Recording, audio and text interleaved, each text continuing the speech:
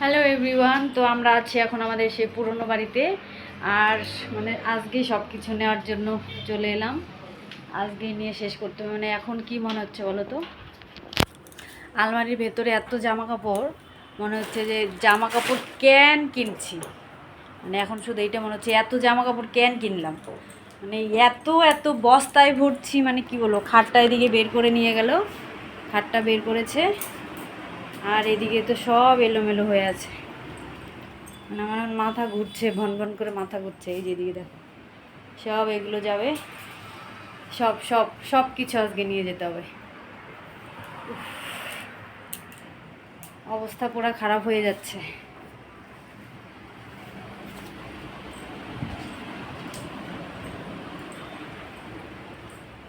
এই দেখো, এইদিকে তো শুধু আলমারিটা একটু ফাঁকা করলাম, আর এই পাশটা আছে, এইদিকে শোকেস টোকেস, কি বলবো আর।